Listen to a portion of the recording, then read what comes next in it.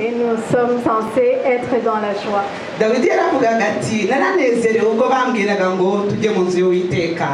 Le roi David disait, j'étais content quand on m'a dit, allons dans la maison de l'Éternel.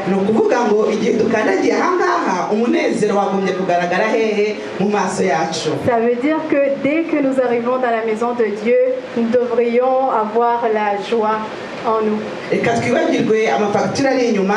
Oublions les factures qu'on a laissées à la maison.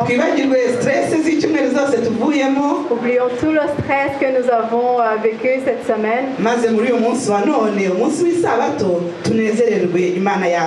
Et aujourd'hui, dans le 100 jours du sabbat, soyons contents, soyons dans la joie pour notre Dieu.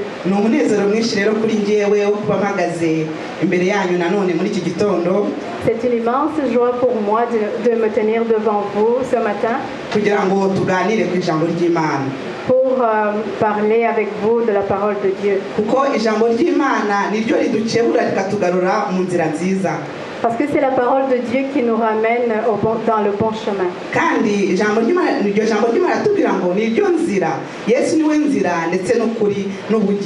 Et c'est la parole de Dieu qui nous dit que Jésus est le chemin, la vie et la vérité. mureke twicishe bugufi maze dusenge. Avant de commencer, nous allons nous humilier pour la prière.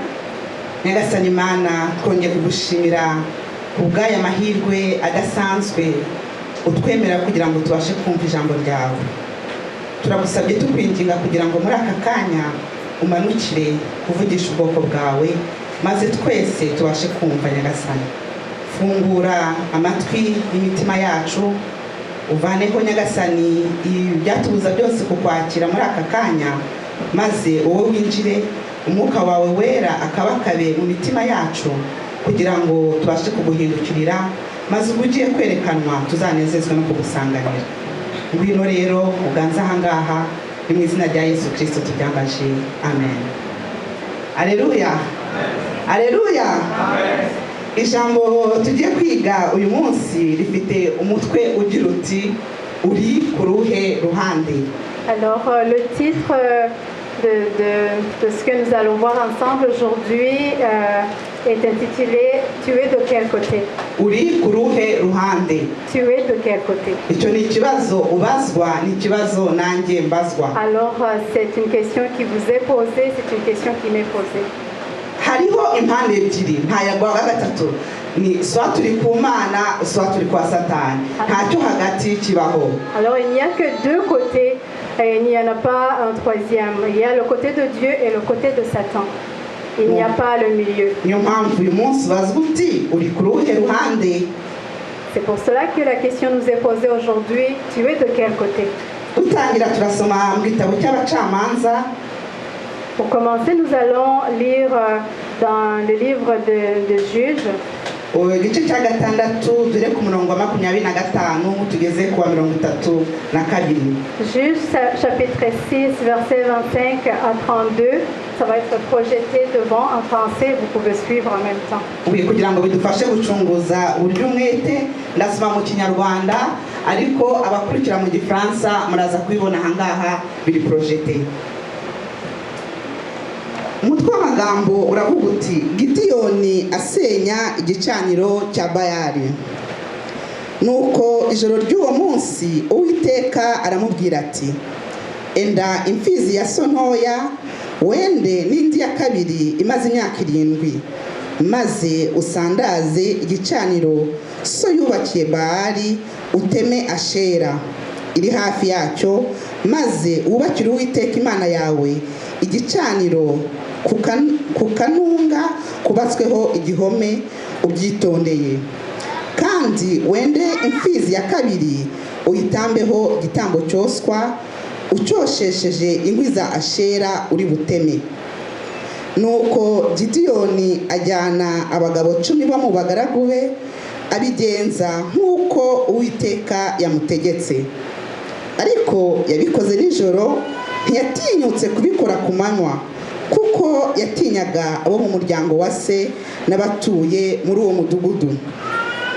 Bukeye bwaho abo muri uwo mudugudu babyutse mu gitondo kare, basanga igicaniro cya Bayali gisandaye na Ashera yari hafi yacyo yaguye, n'imfizi ya kabiri yatambwe hejuru y'igicaniro cyubatswe muri iryo joro. Barabazanya bati, ninde wakoze ibi? Barabaririza bamenya ko ari Gideyoni mwene Yowasi wabikoze. Nuko abo muri uwo mudugudu babwira Yowasi bati, sohora umuhungu wawe apfe, kuko yasandaje igicaniro cya Bayali agatema Ashera yari hafi yacu. Umurongo wa 31. Yowasi asubiza abamuhagurukiye bose ati, murashaka kuburanira Bayali cyangwa murashaka kumukiza? Ati, ushaka kumuburanira bamwice hakiri kare. Niba ari Imana niyiburanire, kuko basandaje igicaniro cyayo. Nicyo cyatumye uwo munsi Yowasi yita Gideyoni Yerubali, avuga ati, Bayali ni murege, kuko yasandaje igicaniro cyayo. Aleluya, aleluya. Iyi ni inkuru ya Gideyoni, nibwira ko abantu benshi ahangaha bazi. Ça c'est une histoire de Gédéon que la plupart d'entre vous connaissez. Gideyoni yari ari mu gihe abayisirayeli bari batotejwe cyane. Gédéon a vécu dans le temps où les Israélites vivaient beaucoup de problèmes. Bari batotejwe n'ubwoko bwitwaga abamidiyani. Alors ils étaient sous l'oppression des Midianites. Bavugaga ko Bibiliya itubwira ko icyo abayisirayeli cyose bagiraga gukora abamidiyani barazaga bakagisenya. Alors la Bible nous dit que tout ce que les Israélites faisaient, les Midianites venaient et ils détruisaient ça. Abayisirayeli bagerageza kubiba imyaka ariko abamidiyani bakaza ya myaka yose babibye bakaza bakabisenya bakabivanaho bakayirandagura. Quand les Israélites cultivaient, les Midianites venaient puis ils arrachaient toutes les plantes, tout ce que les Israélites. Ndetse ngo baragenda bagafata n'amatungo yabo bakayatwara bakayanyaga. Ils venaient même prendre leur bétail et les emmener. Ni ukuvuga ngo abayisirayeli bari mu bihe bibakomereye cyane kuko nta n'icyo kurya babashaga kubona. Alors les Israélites étaient vraiment malmenés parce qu'ils n'avaient même rien à manger. Noneho bakibaza ati se mana kuki wadutereranye. Alors ils se demandaient, Seigneur, pourquoi tu nous as délaissés? Wowe twumvise ngo wakuye abasogokuruza muri Egiputa ukabambutsa inyanja itukura, uyu munsi kuki turi kubabazwa gutya? Toi qui as sorti nos ancêtres de l'Égypte, pourquoi tu nous laisses souffrir comme ça? Nuko ukwizera kwabo kwari guhangayitse cyane. Alors leur foi était vraiment mise à l'épreuve. Ni muri icyo gihe rero marayika w'Uwiteka yasanze Gideyoni. Alors c'est à ce moment que l'ange de l'Éternel a apparu à Gédéon. Mu gihe nawe yari gushaka utwarya ndetse ngo yabikoraga yihishe. Tandis que lui aussi il cherchait de quoi manger puis il le faisait en cachette. Nuko ngo marayika w'Uwiteka aramubwira ati wa munyambaraga we. Et l'ange de l'Éternel lui a salué, lui a dit, toi l'homme fort. Ariko Gideyoni ntabwo ariko yiyumvaga kubera ibyo bibazo byose bari barimo. Mais Gédéon ne se sentait pas fort du tout à cause de tous ces problèmes qu'il vivait. Ndi umunyambaraga gute kandi n'ibyo kurya mbikora mbishaka nihishe. Comment ça je suis l'homme fort alors que je fais tout ce que je suis en train de faire en cachette? Ndi umunyambaraga gute kandi mpinga imyaka bakaza bakayirandura. Comment suis-je l'homme fort alors que quand je cultive, les Midianites viennent tout saccager? Ndi umunyambaraga gute kandi amatungo yanjye abamidiyani baza bakayatwara. Comment suis-je l'homme fort alors que les Midianites viennent à emporter mon bétail? Ariko ngo marayika w'Uwiteka akomeza kumwibwira. Mais l'ange de l'Éternel a continué à lui parler. Niho bitugeza rero kuri murongo wa 25 twasomye bavuga ngo Uwiteka aramubwira ati genda ujye kuntambira ibitambo kandi usenye Bayali.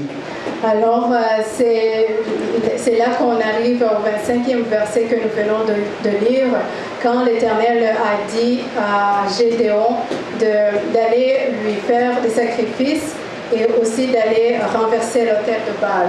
Bene data iyo usomye iyi nkuru neza usanga impamvu abana b'Isirayeli ubwoko bwa Isirayeli bwari buganjijwe ngo nuko ngo bari barateye Uwiteka umugongo. Quand tu lis cette histoire tranquillement, tu comprends que la raison pour laquelle le peuple de l'Éternel était malmené, c'est parce qu'il s'était détourné de Dieu. Imana yari yarabwiye ati ntuzagira izindi mana ugira mu maso yanjye. Ubwoko bw'Isirayeli bwo bwari bwarifatiye Bayali baratangiye kumuramya. L'Éternel avait dit à son peuple, tu n'auras point d'autre Dieu devant ta face, mais le peuple d'Israël avait choisi Baal comme leur Dieu. Ni kuri munsi natwe. C'est comme ça avec nous aujourd'hui. Bene data twese duhura n'intambara duhura n'ibibazo. Nous rencontrons tous beaucoup de problèmes. Ariko se wari wicara maze ngo wibaze Imana ifite mwanya ki mu buzima bwanjye? Est-ce que tu t'es déjà posé la question quelle place a Dieu dans ma vie? Cyangwa tumeze nk'Abayisirayeli kubera ko bibagiwe Imana byatumye ababisha babo baza bakabaganza. Ou nous sommes comme ces Israélites, puisqu'ils avaient oublié Dieu, leurs ennemis ont pu avoir la victoire sur eux. Ya Mana wizeye igihe wavuga uti mpindutse umukristo.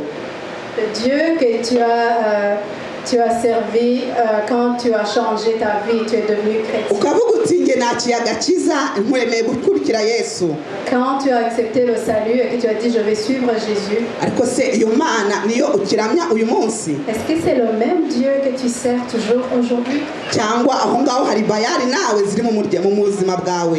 Ou peut-être y a-t-il des Baals dans ta vie? Ese mu muryango wawe aho nta bayali ihari? Dans ta famille, y a-t-il un Baal? Ni ikihe kigirwamana kiri mu buzima bwawe? Ni ikihe kigirwamana kiri mu muryango wawe? Quelle idole pourrais-tu trouver dans ta vie ou dans ta famille? Mbere wari ufite umwanya wo gupfukama ugasenga ukambaza Imana ukagira kominyo ihoraho n'Imana yawe. Avant, tu trouvais le temps de communier avec le Seigneur, d'avoir le temps de prier. Aho se wenda akazi kawe nikaguhindukiye bayali? Est-ce que il se pourrait que ton travail est devenu Baal pour toi?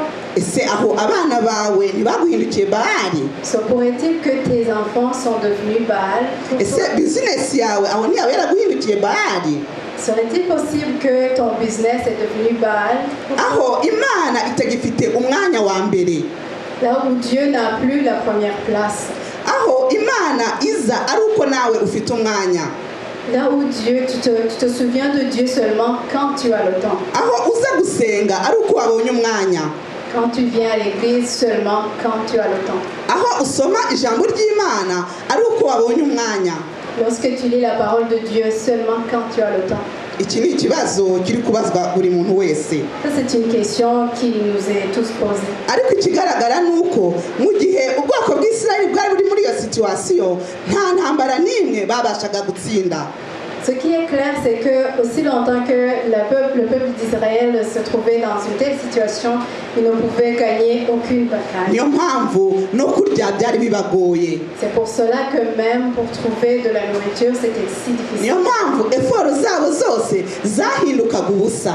C'est pour ça que tous les efforts qu'ils faisaient étaient nuls. Wenda uragerageza gukora ikintu ukavuga uti mfite uyu mushinga n'uyu, ariko ako kanya umushinga ukabuguye mu mazi. C'est pour ça peut-être que tu as des projets à cœur, mais dès que tu essayes de les faire, ça tombe dans l'eau. Ese ujya wisubiramo ukabaza uti ese Imana irahari mu buzima bwanjye? Est-ce que tu prends le temps de réfléchir, de t'évaluer et te poser la question, est-ce que Dieu est dans ma vie? Igihe rero Gideyoni yamaze kumenya ibyo ngibyo, Bibiliya itubwira ko ngo yafashe ngo ya Bayali yari mu nzu ya se. Alors quand Gédéon a eu ce message, il a pris ce Baal qui était dans la maison de son père Ngo nuko ngo asenya igicaniro cyayo. et il a renversé son autel. Alléluia. Alléluia. Ngo Gideyoni yasenye igicaniro cya Bayali. Gédéon a renversé l'autel de Baal. Ese uyu munsi witeguye nawe gusenya igicaniro cya Bayali? Es-tu prêt à renverser l'autel de Baal? Wowe mu mutima wawe, wowe mu buzima bwawe, ni wowe uzi Bayali iyo ari yo mu buzima bwawe cyangwa se mu muryango wawe. C'est toi qui peux évaluer et savoir c'est quoi Baal dans ta vie. Igihe rero ngo Gideyoni yayisenyaga, noneho yabonye imbaraga zo gutangira kurwanya ikiyemwe baba Midiyani.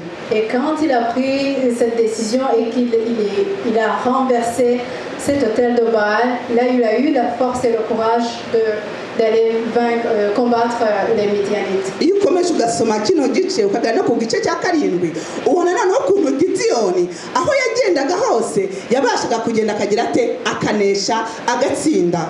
Quand on continue à lire plus loin dans le chapitre 7, on voit que partout où Gédéon allait pour combattre, il remportait la victoire. Wa wundi washakaga ibyo kurya yihishe, Celui qui cherchait de quoi manger en cachette, ariko kubera ko yahafashe icyemezo cyo kwitandukanya na Bayali akajya ku ruhande rw'Imana, noneho abasha noneho guhagarara imbere y'abanzi be kandi akabanesha. mais puisqu'il a pris la décision et la détermination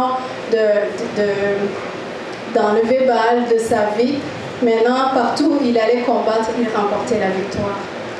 Ikinyoma rero Satani ajya atubesha, abesha ashuka ubwoko bw'Imana. Le mensonge que Satan amène souvent au peuple de Dieu, No kukubwira arakubwira ngo ushobora kugumana Baali maze ukagenda ukajya no kurwana. C'est qu'il nous dit que on peut rester avec Baal, puis on peut aller combattre quand même. Akakubwira ati za ngeso zawe zigumanire ariko ushobora no gukomeza kuba umukristo umeze utya. Il te dit tu peux rester avec ton caractère, mais tu peux continuer quand même si à aller à l'église, être un chrétien. Izo nzoga zanjye reka uko ushaka kuzinywera ikibi nuko wasinda uwinywera n'uwanjira ujye kwisengera nta kibazo. Il peut te dire tu peux continuer à consommer de l'alcool. Ce qui est important c'est de ne pas devenir ivre. Tu peux continuer à aller à l'église pareil. Ushobora kureba mugenzi wawe ukamwanga ati nta kibazo wenda n'uriya twananiranywe ariko abandi bose ndabakunda nta kibazo. Tu peux regarder ton prochain, tu sais que tu ne l'aimes pas, mais te dire c'est correct, tu peux le détester, mais tous les autres à l'église je les aime. Mureke dusome muri Yosuwa tuhasanga inkuru itangaje. Ni muri Yosuwa igice cya 7. On va lire en Josué chapitre 7. Kamere ku murongo wa 10. À partir du 10e verset. Nuko Uwiteka abwira Yosuwa ati byuka ni iki gitumye ugwa bubamye. Abayisirayeli baracumuye kuko baciye ku itegeko ryanjye nabategetse bagatwara ku bintu byashinganywe bakabyiba bakirengagiza ndetse bakabicira mu bintu byabo. Icyo nicyo cyatumye Abisirayeli batabasha guhagarara imbere y'ababisha babo bakabaha ibitugu kuko bahindutse ibivume. Ndetse sinzongera no kubana namwe ukundi keretse murimbuye ikivume mukagikura muri mwe. Umurongo wa 13. Byuka wejesha abantu uti mwiyereze umunsi w'ejo kuko Uwiteka Imana y'Abisirayeli ivuze iti muri mwe hariho uwenze ku byashinganywe Bayisirayeli mwe ntimukibasha guhagarara imbere y'ababisha banyu keretse mugaruye ibyari bishinganywe biri muri mwe. Dusome dusimbuke tugere ku murongo wa 19 w'iki gice nanone. On va passer au verset 19. Maze Yosuwa abwira Akana ati mwana wanjye ndakwinginze ubaho Uwiteka Imana y'Abisirayeli uyaturire maze umbwire nonaha icyo wakoze ntumpishe. Akani asubiza Yosuwa ati nukuri nacumiye ku Uwiteka Imana y'Abisirayeli uko nabigenje nuko nabonye mu minyago umwambaro mwiza wa shinari na shekeli z'ifeza 200 n'umuhimba w'izahabu w'igipimo cya shekeli 30. Ndabyifuza nterako ndabyenda mbihisha mu gitaka biri mu ihema ryanjye hagati n'ifeza iri munsi yabyo. Aleluya, aleluya. Ese turi kumwe? Ongera urebe mugenzi wawe urebe niba ari kumwenyura nanone. Regardez votre prochain encore pour voir si wikicarana n'umuntu urangaye urakaye. Ne vous asseyez pas à côté de quelqu'un qui est distrait ou qui est fâché. Nubona mugenzi wawe atangiye gukambya agahanga wongera umurebe mu maso. Si tu vois que ton prochain commence à avoir un visage un peu fâché là, faites quelque chose. Iyi ni muri tangaje rero dusanga hano muri Bibiliya. Ça c'est une histoire étonnante que nous trouvons dans la Bible. Muribuka mwese uburyo Yeriko yafashwe.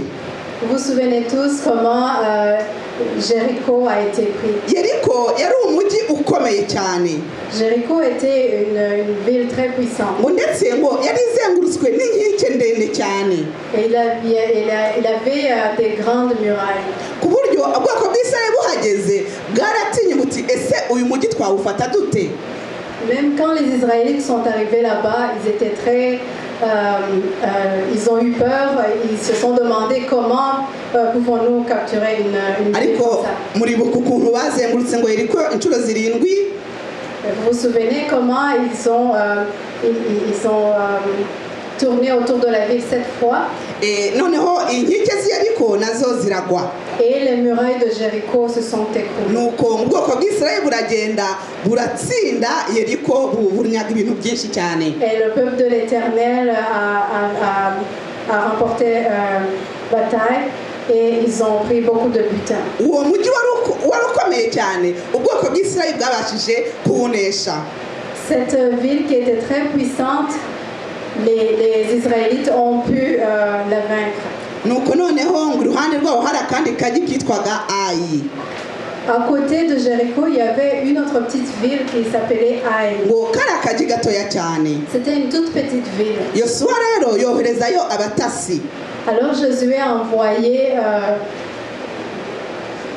des espions. ayoherezayo abatasi kugira ngo bagende bamurebere bati abunga barebe uwo mujyi ukuntu umeze bitegure urugamba. Pour aller voir qu'est-ce qui se passe là-bas, comment est la ville pour qu'ils puissent s'organiser. izo ntasi rero zigezeyo ziragenda zirazenguruka naho ziza gutanga raporo kwa Yosuwa. Alors ces espions sont allés, ils ont fait ce qu'ils avaient à faire et ils sont revenus pour donner le rapport à Josué. baramubwira bati ntiwirirwe urusha abantu benshi. Il dit il ne faut pas vraiment prendre beaucoup de troupes. ati ni akajyi gatoya cyane rwose. C'est une toute petite ville. batekerezaga uburyo batsinze Yeriko. Pensez comment ils ont remporté la bataille à babona Jéricho. ka Ayi bakabona ni akajyi gatoya cyane rwose. Alors, quand ils comparaient à Aï, ils voyaient que c'était une toute petite ville. bari bizeye intsinzi. Ils étaient sûrs de remporter. ngo nuko rero bakerera urugamba.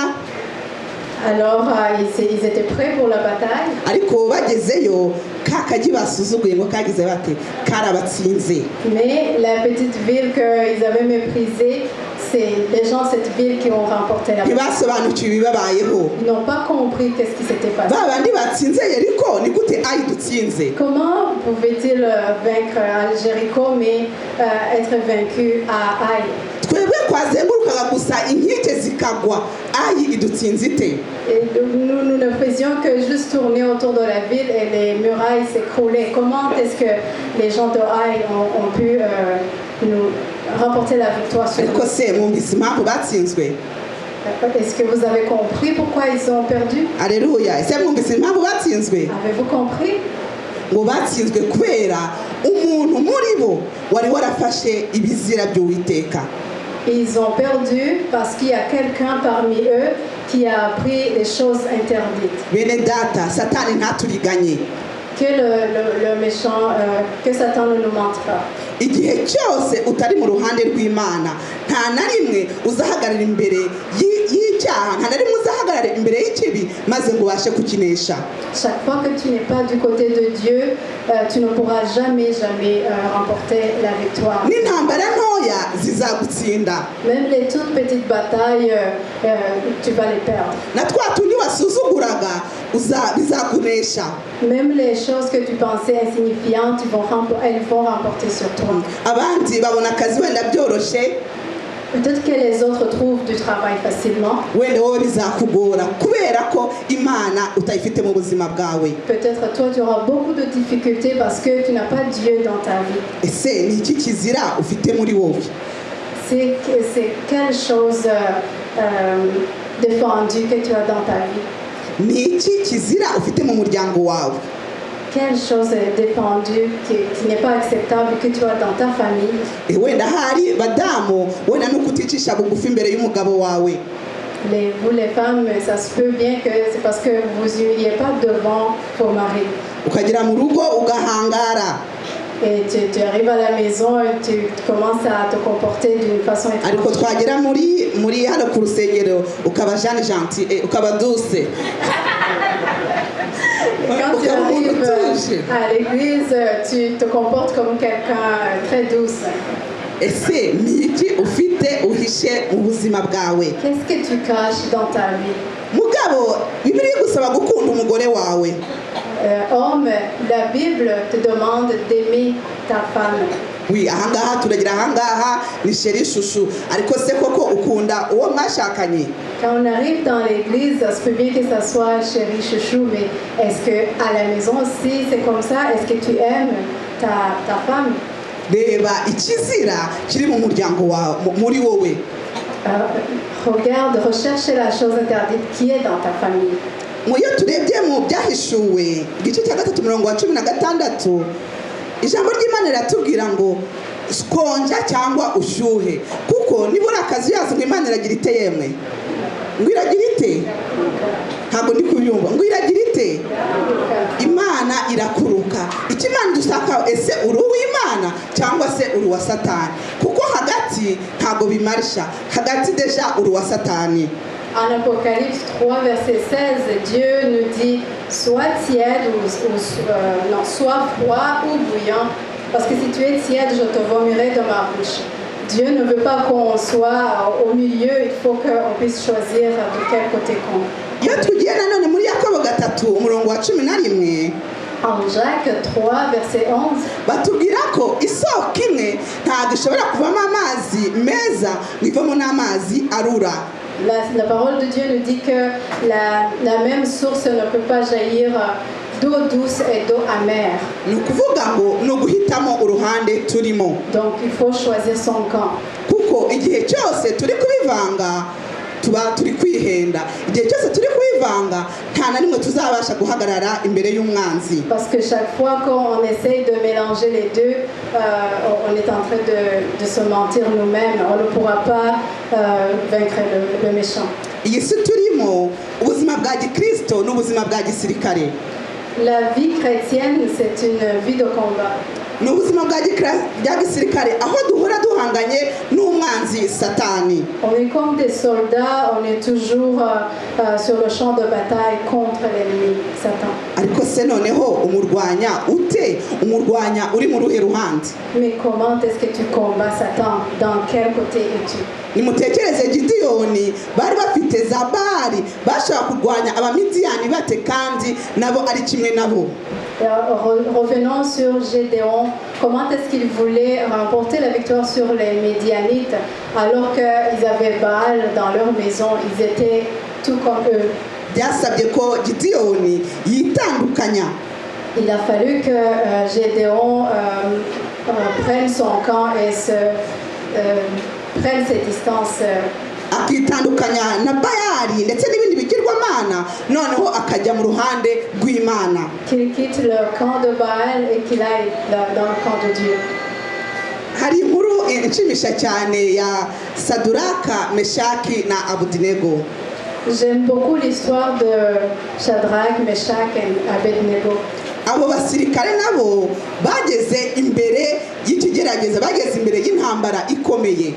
Ces trois soldats de Dieu aussi étaient confrontés à une épreuve très difficile. aho bababwiye bati nimupfukamire iki gishushanyo cyangwa se mupfe.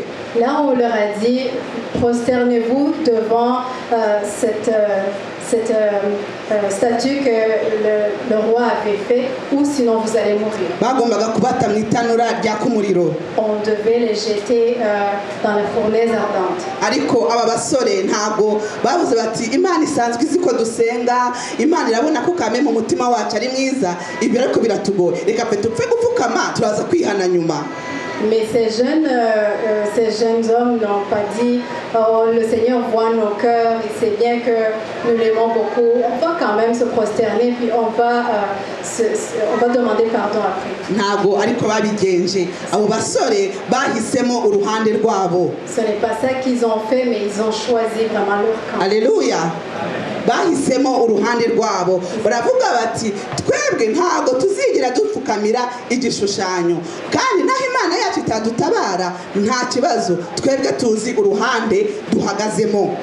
Ils ont choisi leur camp, ils ont dit on ne va jamais se prosterner devant cette statue, même si notre Dieu ne nous délivre pas, mais on ne va jamais prier, se prosterner devant cette statue. mwene data ntabwo nzi ikiri gutuma usubira inyuma.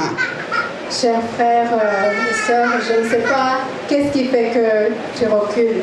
wenda ni ingorane z'ubu buzima. Peut-être c'est les difficultés de cette vie. iki gihugu turimo kitoroshye. Ce pays dans lequel on vit qui n'est pas facile. kavuga uti ni Canada ngene nta kundi. Peut-être tu dis ah oui c'est ça, on est au Canada, on n'a pas de choix. ariko n'aba basore batatu nabo bashoboraga kuvuga gutyo. Mais ces trois jeunes Hébreux auraient pu dire la même chose. ariko bahisemo uruhande rwabo. Mais ils ont choisi leur camp. ese wowe nawe urafitemo uruhande rwawe? Est-ce que tu es prêt à choisir ton camp. nk'umusirikare wa Kristo wemeye kujya mu ruhande rwe? Comme un soldat du Christ, est-ce que tu es prêt à choisir son camp? Mu Befeso igice cya 6 kuva ku murongo wa 13 kugera kwa 18 En Éphésiens chapitre 6 verset 13 à 18, haratubwira ngo il est écrit: nuko rero mutware intwaro zose z'Imana. Ngo mutware intwaro zingahe? Intwaro zingahe? Combien Mutware intwaro d'armes zose z'Imana. on doit porter toutes les armes de Dieu. ntukibwire ngo wenda nzatwara agakiza ariko noneho ingabo inkingira nyihorere. Baradusaba ngo mutware intwaro zose. Ne vous dites pas, je vais juste avoir le salut, mais je ne vais pas avoir l'armure. On nous dit de prendre toutes les armes. ngo nimara gutwara izo ntwaro zose ngo ni kugira ngo mubashe gukomera mu munsi mubi, kandi murangije byose mubashe guhagarara mudatsinzwe. On nous dit que c'est pour qu'on puisse résister dans le mauvais jour et tenir ferme après avoir tout surmonté. Ese mu minsi mibi wabasha guhagarara udatsinzwe? Est-ce que si les mauvais jours arrivent, tu pourrais rester ferme? Aho wenda ibyo wari wishingikirijeho byose bitagihari, ese uzabasha guhagarara udatsinzwe? Si tout s'écroule autour de toi, est-ce que tu vas pouvoir tenir ferme? ngo umurongo wa 14 ngo muhagarare mushikamye mukenyeye ukuri, mwambaye gukiranuka nk'icyuma gikingira igituza. Tenez donc ferme, ayez à vos reins la vérité pour ceinture, revêtez la cuirasse de la justice. Iyi mirongo yanyisomye ngerageza kuvisualiza umusirikare nyine. Lorsque je lis ces versets, j'essaie de visualiser un soldat. Nimutekereze namwe umusirikare. Imaginez-vous donc un soldat. Umusirikare afite imbunda ya rutura. Il a son grand fusil. Yambaye uniforme. Il a son uniforme. Ndetse afite na ya casque imuproteja. Il a le casque pour protéger sa tête. Ariko yibagiye gushiramo umukandara. Mais il a oublié de mettre sa ceinture. Bene data, amasasu navuga bizagenda bite? Et si on commence à faire du feu envers lui, qu'est-ce qu'il va faire? Azatangira kwirukanka. Il commencera à courir. Maze ya pantaro itangirigwe. Et son pantalon commencera Mugihe azari kurwana ari kuzamura ipantaro ngo ayifate. Lorsqu'il sera en train d'essayer de retenir ses pantalons, azaba yatsinzwe. il sera battu. Alleluia. Azaba yatsinzwe. Il sera battu. Ukuri niko kudufasha. La vérité nous aide. Kugira ngo tubashe kugendera mu mahame twizeye. Pour que nous puissions marcher vraiment selon ce que nous avons cru. Mu gihe ugendera mu kuri, quand tu marches dans la vérité, ntago uzavuga ati hajye navuze iki hajye nakoze iki. Tu ne te poseras pas de questions. Oh, qu'est-ce que j'ai déjà raconté? Qu'est-ce que j'ai dit? Kuko uzaba uri mu nzira nyakuri. Parce que tu seras dans le bon chemin. Ati ngo gukiranuka nk'icyuma gikingira igituza. La cuirasse, oui, la cuirasse, oui, comme protection de la poitrine. Nukuvuga ngo mu gihe igituza cyawe kidakingiye umwambi uzakugwaho mu gituza, umwambi ukuguyeho biba bikurangiranye. Si on ne porte pas de protection et qu'il y a une flèche qui nous arrive dans la poitrine, c'est fini pour nous. Dukwete inkweto z'ubutumwa bwiza. Mettons les chaussures de l'évangile. Aho uri hose, aho unyura hose, hamya Yesu. Partout où tu passes, témoigne Jésus. Kuvuga ubutumwa bwiza ntabwo ari ukuzanga ku ruhimbi maze ukabwiriza. Parler de la bonne nouvelle, ça ne veut pas nécessairement dire venir ici devant pour prêcher. Ahubwo ubutumwa bwiza ni mu mibereho yacu ya buri munsi. Mais la bonne nouvelle, c'est dans notre vie quotidienne. Aho tunyura hose. Partout où nous passons. Ese abatureba batubonamo ko abakristo? Est-ce que ceux qui nous voient voient vraiment que nous sommes chrétiens? Reka tubashe gufata izi ntwaro z'umwuka. Nous continuons à voir ces armes. Akomeza ngo kwizera. On continue avec la foi. Nk'ingabo, kwizera nk'ingabo. Comme le bouclier. Kandi ngo niyo uko kwizera niko muzashoboresha kuzimisha imyambi ya wa mubi yose yaka umuriro. Et puis on nous dit que c'est avec cette foi que nous pourrons éteindre tous les traits enflammés du malin. aho satani yakuzanira indwara Si Satan amène la maladie, ukabasha guhagarara mu ijambo ry'Imana tu vas tenir ferme dans la parole de Dieu. ukavuga uti mu bikomere bya Yesu niho nkirira. Tu vas dire dans les meurtrissures de Jésus, je suis guéri. yakubwira ati wowe kiriya ntabwo uzakigeraho, S'il te dit que tu n'atteindras jamais ton objectif, ariko ukaba ufite kwa kwizera kukubwira ngo muzaba imitwe ntabwo muzigira mu bimirizo. la foi que tu as te rappellera les mots la parole qui dit que vous serez les têtes et non les queues. niko bavuga ngo agakiza ngo kabe nk'ingofero. Il dit que le casque, le salut doit être comme un casque. aho ibitekerezo byawe ibyo ureba Là où toutes nos pensées, tout ce que nous regardons, ibyo twumva ibyo tuvuga tout ce que nous écoutons, tout ce que nous disons, byose bizaba bikingijwe n'agakiza Yesu aduha. doit tous refléter que nous avons le salut que Jésus nous donne. kandi ngo ya nkota ngo y'ijambo ry'Imana Payer l'épée de l'esprit qui est la parole de Dieu. aho ibibazo byose duhura nabyo tugende dufite ijambo ry'Imana. Là où tous les problèmes que nous pouvons rencontrer, nous allons les surmonter grâce à la parole de Dieu. ijambo ry'Imana rituyobore. Que la parole de Dieu nous guide. ibyo ukora byose wibaza uti ese ijambo ry'Imana rimbwira iki? Dans tout ce que tu fais, pose-toi la question, qu'est-ce que la parole de Dieu me dit là-dessus? reka ijambo ry'Imana ribe repere yacu Que la parole de Dieu soit un repère pour nous, kugira ngo ari byo tugenderamo. pour que nous puissions marcher dans cette parole. reka dusome isezerano ryiza nkunda muri Yeremiya 15 umurongo wa 19 kugeza ku wa 21. Nous allons lire en Jérémie chapitre 15, verset 19, il y a une belle promesse. haravuga ngo nicyo gituma Uwiteka avuga ati nugaruka nzakugarura kugira ngo uhagarare imbere yanjye, kandi ibishimwa nubivana mu bigawa uzaba nk'akanwa kanjye. Bazakugarukira ariko ntuzabagarukira, kandi nzakugira inkike yubakishijwe imiringa iba igihome gikingiye abo bantu. Nabo bazakurwanya ariko ntibazakunesha, kuko ndi kumwe nawe ngo ngukize kandi nkurokore, niko Uwiteka avuga. Nzakurokora nkuvane mu maboko y'abanyabyaha, kandi nzagukiza amaboko y'abateye ubwoba. Aleluya. Ese iri si isezerano ryiza bavandimwe? N'est-elle pas une belle promesse? Iri si isezerano ryiza? Aleluya, si isezerano ryiza? N'est-elle pas une belle promesse? Ngo nuvana ibigawa mu bitagawa. Si tu sépares ce qui est précieux de ce qui est vil, ngo ibishimwa ukabivana mu bigawa, ce qui est précieux de ce qui est vil. bene data mureke twitandukanye. Chers frères et sœurs,